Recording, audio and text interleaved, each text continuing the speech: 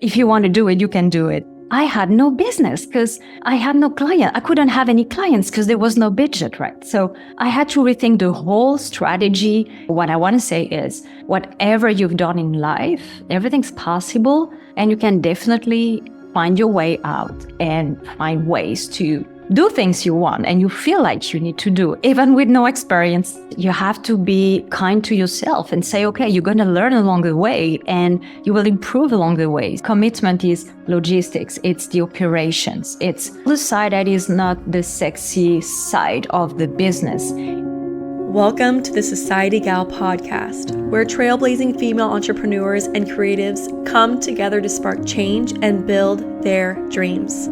This is where your passion meets purpose, and together, we're crafting a future where everyone has the tools to succeed.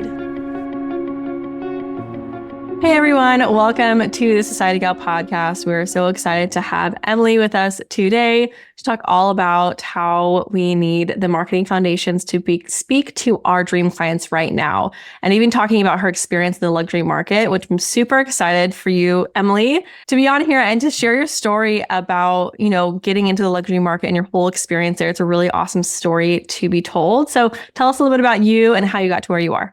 Thank you so much, Dana, for inviting me to your podcast. So, basically, I'm a corporate turned entrepreneur. I was a journalist, head of mission in different countries, and director of success. It turned out that I became an entrepreneur one day, and it was waiting for a while. And I decided to run my full-time first company in Hong Kong, which was basically 6,000 miles away from my home in France. And at the time, I was unemployed because I was laid off. And I decided that was actually the right time to just change my life and do something a little bit different. And I knew that I had things to build, deep inside. So I decided to just go over there. So why Hong Kong? Because I studied in Australia and I discovered Hong Kong at the time. I had friends over there. I was just shocked by the energy over there. And I knew one day I would go back there. I just followed my heart. Well, it wasn't that easy, right? It wasn't that easy. But I coped with it and I faced all the obstacles, all the barriers, difficulties, and little by little started diving into entrepreneurship. After 6 months having a retainer client, then a second one, then started working with one luxury brand and another one and trying to find my way through all this, which wasn't easy, but it was quite a great experience, just introducing myself briefly. But in the past, it was quite a great change because in the past, I was a journalist. I used to interview quite important people, even celebrities like Charles Aznavour. And it was kind of a bit scary for me because I always heard that you need to have a business degree, or you have to know someone or invest money, all these limiting beliefs that wouldn't lead me to start my own business. So my message here is, if you want to do it, you can do it. So little introduction about me. And tell us a little bit about getting into luxury events in Hong Kong. Like, what were you doing wrong, you would say, you felt like in the first 6 months you were there?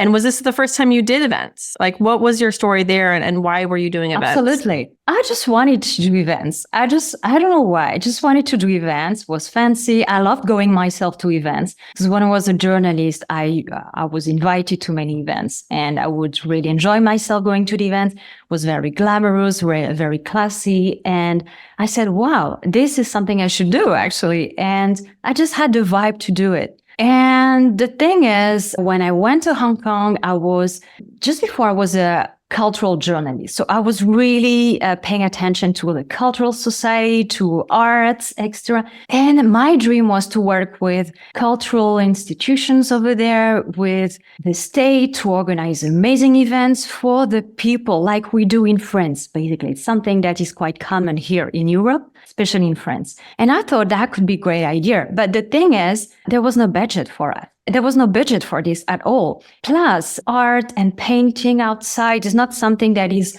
common. So I actually forgot something crucial to do. It was the market study. And I realized there was no business. I had no business because I had no client. I couldn't have any clients because there was no budget, right? So I had to rethink the whole strategy. And I have to say, I made a million mistakes. I didn't have any business plan or something like very rough. Had no thought of my business foundations. And that's why I talk about this every single day on socials and everywhere, because I see too many entrepreneurs not doing the primary work, which is the foundations. It's like a house.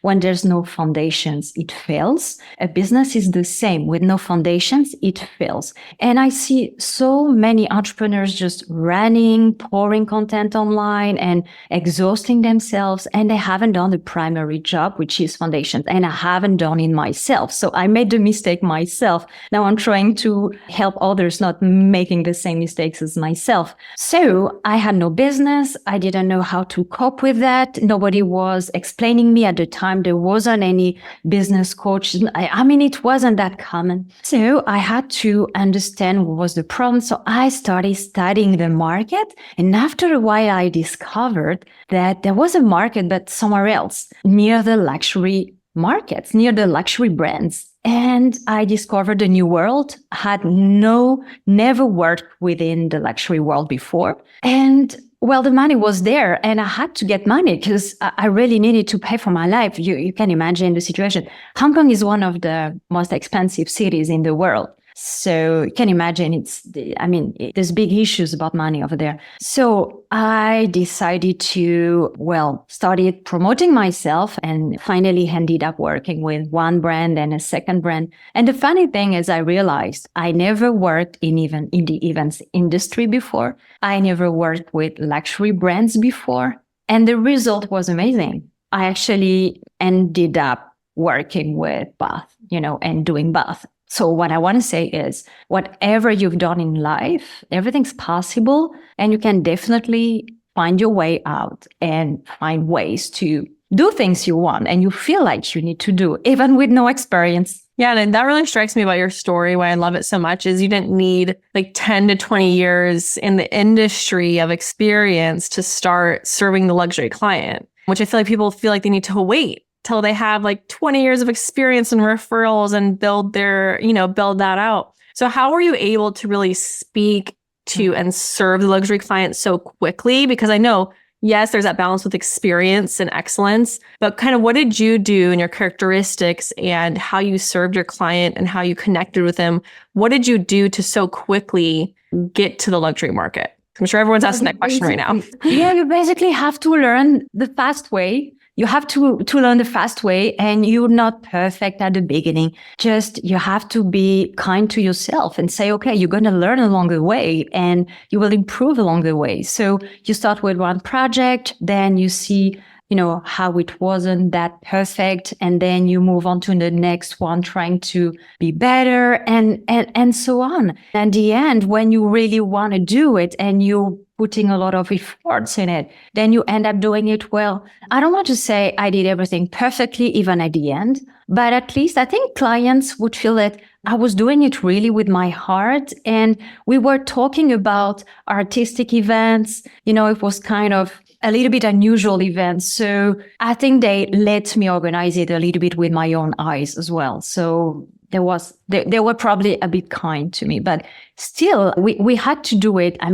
Properly, you can't slide to a VIP clientele. So you need to be very careful with that. But previously I was a journalist at the Institut de France in French, which is one of where the intellectual society gathers. And I was quite used to these kind of events. It wasn't necessarily the luxury world, but it was a kind of high premium, places where I used to. So I wasn't totally disconnected from this world. But I just want to say that when you're doing things, when you put the work in it and you're really okay to improve yourself and you don't want to lie to yourself, then you can do the work properly.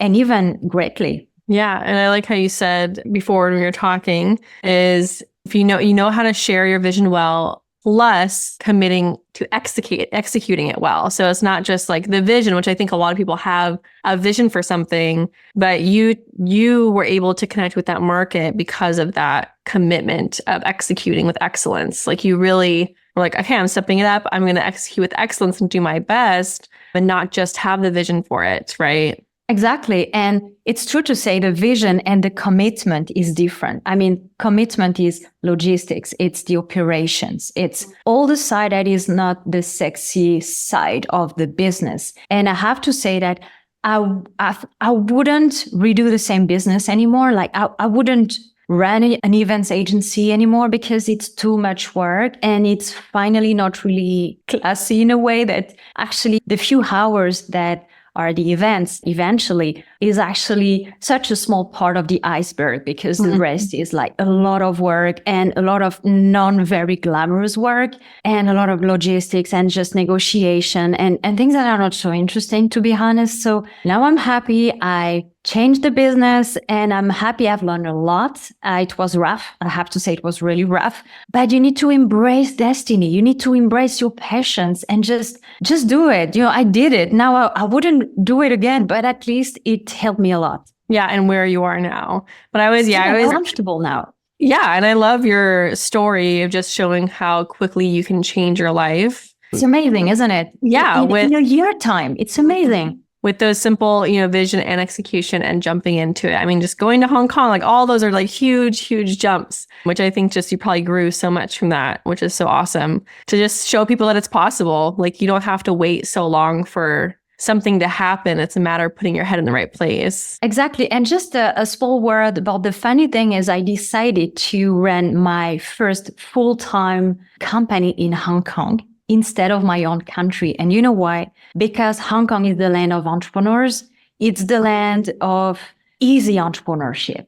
And you can open a company in a few hours, if not less, with very little amount of money. People help you. People fight together. And I pay tribute to this amazing city who taught me so much. Mm-hmm. And there's this spirit that pushes you forward. It really helps you in all senses of entrepreneurship. And don't be afraid to go far away if it can help, because sometimes staying where you are is not the best option. But I'm not saying it's not a good option, but for yourself, it might not be the best option.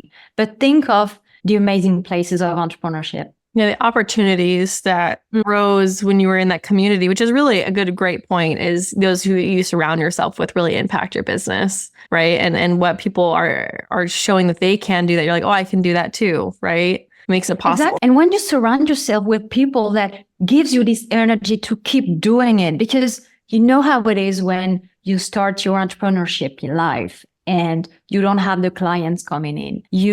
Every day you're in pain, you're failing. Because I always say that entrepreneurs win because they failed before, and no entrepreneurs ever won without failing first. So it's great to be surrounded by entrepreneurs because at least you know everybody failed around you. Yeah. So that's giving you so much better energy. And I love being surrounded by entrepreneurs because I know they will provide, the smile I need when I need, this smile when I fight every day.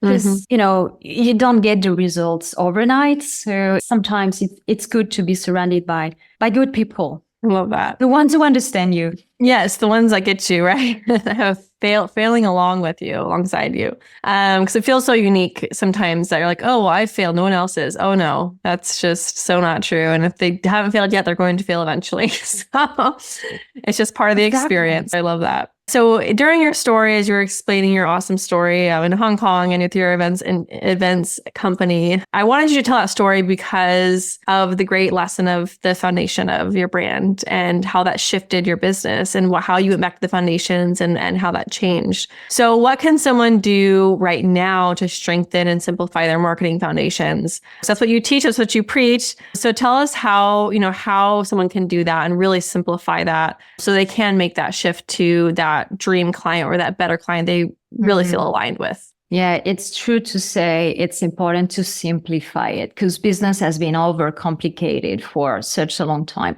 And I wish all corporate professionals and everybody could think they could be great entrepreneurs, even though they've been corporate professionals, their own lives. Basically, the foundations, I will say, is based on 4 main aspects. There will be the niche. You need to find the right niche for your business, the target audience, this ideal client, and you need to validate this is your ideal client through a market study. And I like to talk about mapping the client, but we can talk about that later. And then the positioning. It's the fourth aspect that is very important. All these to organize the basis to then eventually leads to your messaging and your storytelling. So basically, if you have designed an avatar, an ideal client the proper way by validating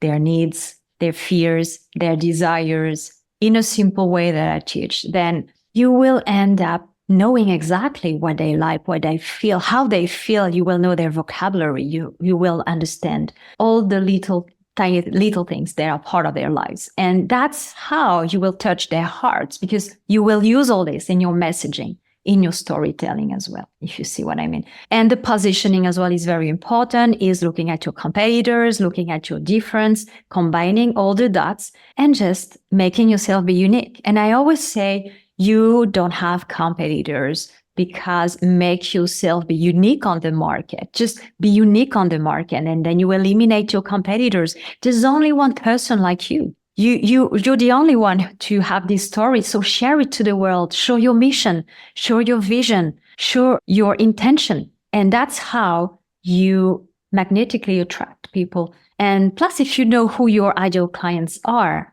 who your avatars are, then combining them both is probably the best foundation you can have. And then follows the marketing strategy with posting and creating an offer. And for me, the basic work is really the target audience, the positioning, and the messaging, because then you can create an offer that will, be crafted accordingly. But if you haven't done this really preliminary work, then you're not able to craft the best offer, and you're not able to start pouring content online. Hey, this is Dana from Societygal, and I wanted to take a quick break to tell you about the Societygal Academy, the exclusive membership that helps entrepreneurs like you launch, grow, and scale your business. Join weekly expert-led workshops, access to on-demand courses, and connect with a supportive network of go-getters just like you. Are you ready to elevate your business? Visit Societygal Academy today. Love that. And what would you say? I know you said validating. Was it validating the offer? Validating the client. The client. So explain that a little more. I think it's very important. And I find through the entrepreneurs, through my mentees, I find the most common problem comes from not knowing how to validate that this is actually the right client we're speaking to. I think figuring out who it is one of the hardest parts. It's not easy. It's not easy, but actually easy. But it's not easy when you don't know how to organize it. But sometimes, and that's what my clients say, it's actually, was it that simple? It's actually not so difficult eventually. But, it's just, you just need to know how it works. And I have very simple exercises that I share with my mentees, and then they do it, and they start understanding their clients very fast, actually, when they use it. Yeah. So can you give me an example of a client, or just an example of how can somebody validate who their client is if they're listening to this? So basically, I call it the client mapping. The client mapping, it's like a map. When you are looking at a city, you want to know where this quarter here, where this neighborhood is. So you need to map your client. So you need to talk to your client, actually. You need to talk to him, and then you will list a couple of details in a certain way that will come up with this map that your client have. And then you're good to go. It's actually quite simple. Great. And said when it comes to mapping, client mapping, or map your client, you're talking about talking to past clients? I'm talking about the clients that my mentees are trying to sell to. So these are the people we want to engage conversations with. We want to have as leads and eventually turn them into clients. So yes, we want to touch their hearts. And in order to do so, we need to know them so well that we have mapped them, if you see what I mean, in such a way that we know all the characteristics of their personalities, of the desires, the fears, and so on. I love that. Yeah, a deeper understanding of the people you're speaking to so they feel heard and cared for. So I love that. I don't want to reveal the whole strategy and my little exercises and tips, but I think that the way I explained, you can already do some work about that. Yeah. Awesome. And so I really loved how you said, there's no competition when you lean into this. I think that's so true. I think we all feel, especially when we're in a very similar industry, and we see, let's say, like photographers, you see a million wedding photographers, but when you define like your intention, like how you said, intention and mission based on your own experience, you do have something unique to offer and a unique take on something. And it's so, so true. And there's so much power in that and how you show up when you show up in that way. So I love that. I think everybody's got a mission. Everybody's got something to say that is quite unique. And if you want to do the same as your neighbor, or you want to compare yourself and copying others, because that's the trick, you start looking at everything that is supposedly succeeding online, and you are in one way or another starting to do the same a little bit. And that's really not the right way to take. But definitely, talk about yourself and why you're doing this and so many other things that will definitely bring more attention to yourself. Great. And then do you have an example of a client you've worked with, before they worked with you, what you guys did together, and then what happened after that you'd like to share with this foundational marketing work? Well, yes, I have a client who is selling cosmetics online, TikTok and Instagram.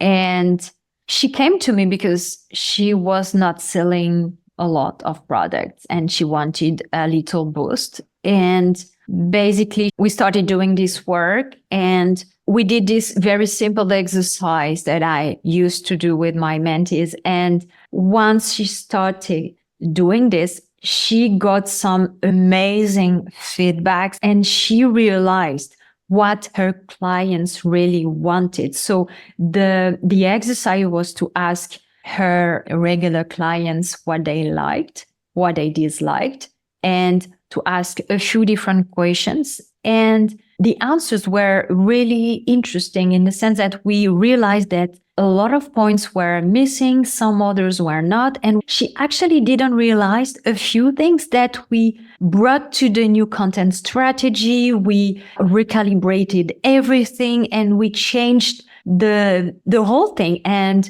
she then realized that she never ever validated her clients. She never really mapped them. She never really knew them deeply. So that's why her messaging wasn't the right one online, because she hasn't done this job of understanding her clients. So she wasn't talking to them the proper way. So after this study, she started, getting better business basically. And another one, she's selling tutoring classes. She's an English teacher and she's actually making business with Chinese people. And she wasn't sure of who she would have to target. And she wasn't sure of the avatar. So we started the market study and eventually we discovered new aspects of, marketing and new aspects of how they feel, how the client feel when he is in trouble and he really needs what she's selling actually. Because when he arrives to America, this Chinese person who is the avatar, when he arrives to US and he's caught in the crowds and he doesn't speak well English and he fights to get a professional life over there, then we were missing a lot of understanding how we felt and many other things. So through this way, she understood more about her clients and now she is doing a great job because now she understands them properly, Yeah, thank you for sharing those examples. I love when you can share these examples and show that it doesn't really take too much time to do this work. It really doesn't take like a whole million years to get all this work done. It really can only take a few months to get it done. But with the coach, this is why mentorship is so important and coaching is so important. everyone should have one in their business at some point. That's why having someone there to like mirror off you and reflect and give you pointers and show you things that aren't there, like kind of how they gave the example of the product-based business owner. They just didn't understand what was there and where they needed to focus their understanding and their learning in the right places to then make the best content and then, be able to execute their strategy really well because they're speaking right to their client. It's really, it's just crazy how there's just these small shifts. Yes. And can you believe it's so easy and fast? And why don't we do the job? Why is it missing so often? That's ridiculous. But we're not aware of it. And it's a job. Marketing is a job. It's a science in a way. So don't wait too long. Don't wait till it's too late. You know what I mean? So I see entrepreneurs waiting too long to get help, actually. And it actually, that's what caused like burnout and just wrong business models that you end up putting yourself in that just... You'll learn from it, but it's almost a path to failure because you're working with the wrong client, you're working with the wrong type of offer, like all these wrong things, and it's just sucking your energy. And you're underestimating yourself. You have this feeling of failure, the feeling of what am I doing wrong and what's wrong with me? And I'm putting so much effort and you're not even sleeping at nights sometimes. So really to come back to a healthy life, you should definitely hire a coach, honestly, because at the end of the day, when you've wasted a year, haven't you wasted money? You know what I mean? So when the money doesn't get in after a year and you have lost so much, so hire someone as soon as possible. Yeah, right. To guide you through this. Because the stuff we're saying on this podcast is simple and it's stuff that you can do. And you should be doing this consistently, is working on your brand, consistently refining your niche and your mission and your